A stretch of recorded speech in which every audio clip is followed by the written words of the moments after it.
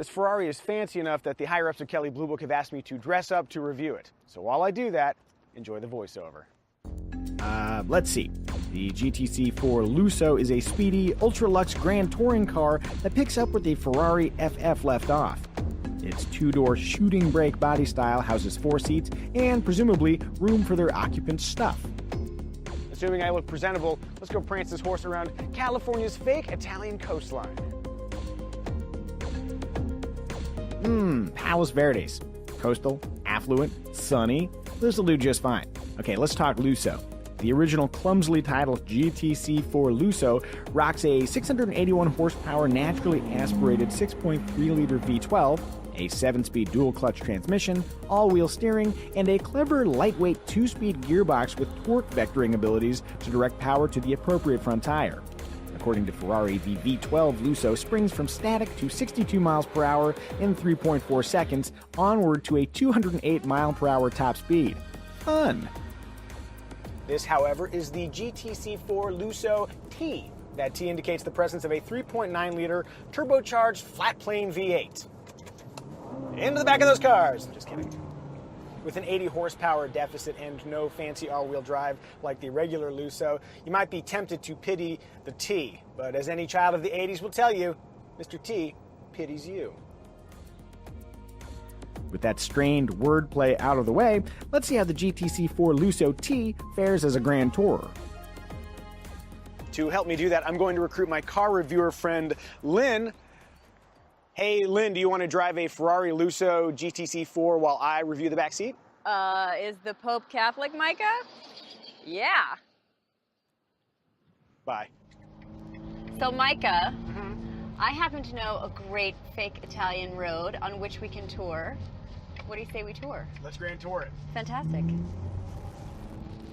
Even though the Lusso GTC is a grand touring car, it has a top speed of 199 miles an hour, which means it's fast. The visibility, I'm not going to say is phenomenal, but it's a Ferrari. They don't like you looking in the back. That's why they usually put the engine back there. That's right. To be clear, we know the engine is in the front, attentive YouTube commenters. I will say that the roof is amazing. I'm enjoying it. I like it. It's It's massive. a thing. It doesn't make you feel like you're actually in the fishbowl that you're in. But it's marvelous. Would you like to know how it is here in the back seat? I can report that from the back seat, there is excellent headroom. Legroom is great too, but then Lynn has the seat in the Lynn position, which is way up there. I can verify that sitting behind myself, my legs would be very cramped. It's kind of like if you get on Space Mountain and how your lower section can't move, but you're totally okay with that because it's right for the context. All that said, can I move up to the front seat, please? That one? Yeah.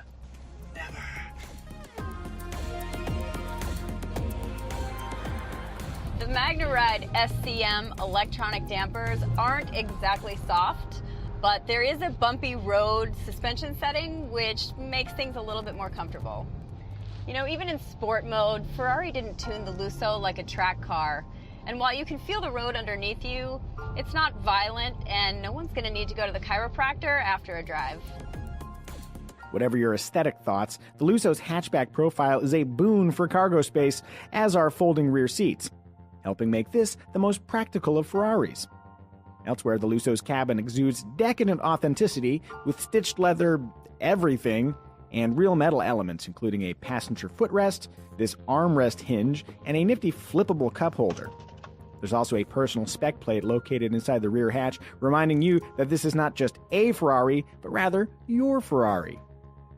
And like all Ferraris, from the driver's seat, there's not a stalk in sight.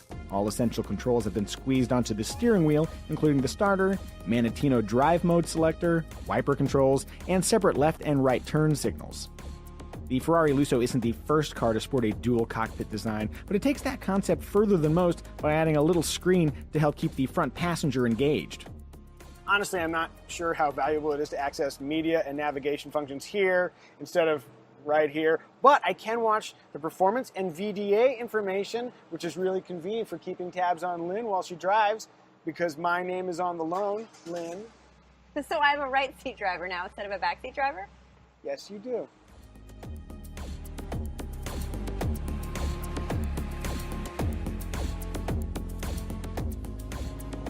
Now that I'm thankfully in the driver's seat, I will point out that the dual clutch 7-speed transmission is as rapid with the shifts as you would hope. Oh, that is nice.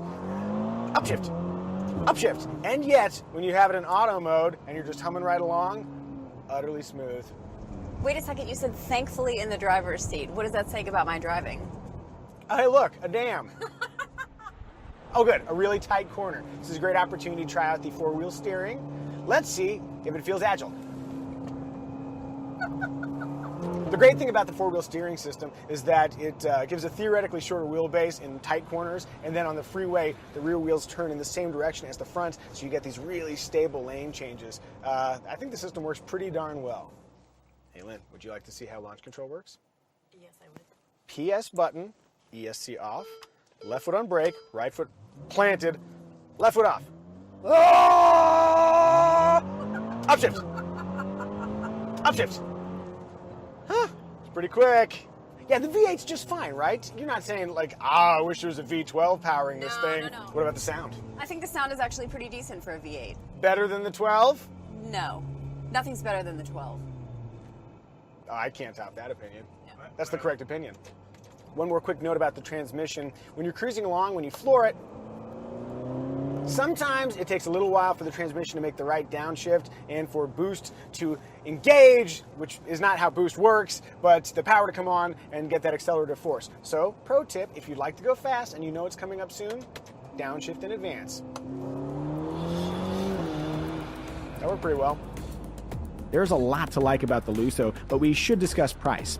Including a gas guzzler tax and destination charges, a base Ferrari GTC4 Lusso T costs almost $270,000. As tested, $333,080. That nearly $60,000 price jump comes via a panoramic roof, a front camera system, 128 gigabytes of infotainment storage, and Apple CarPlay, a normally free feature that costs a cool $4,219.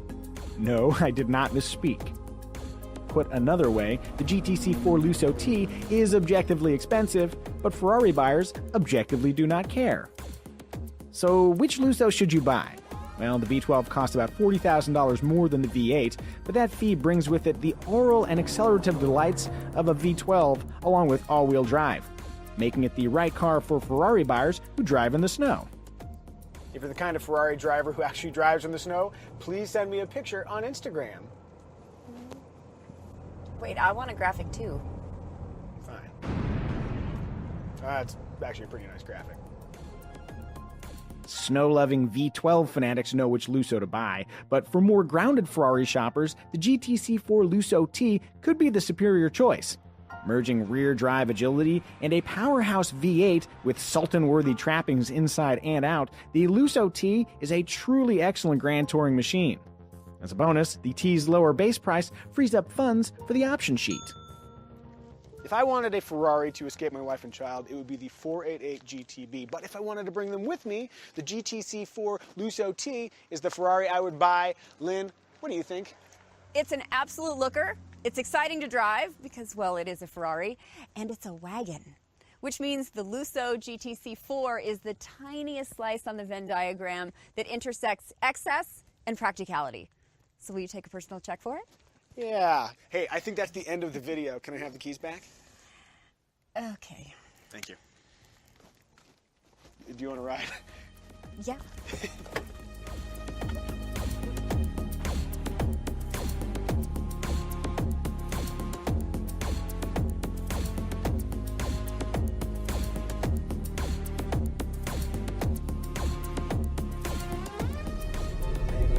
I'm back. Everything's back to normal. It's like the end of a sitcom where all the crazy stuff is now reset.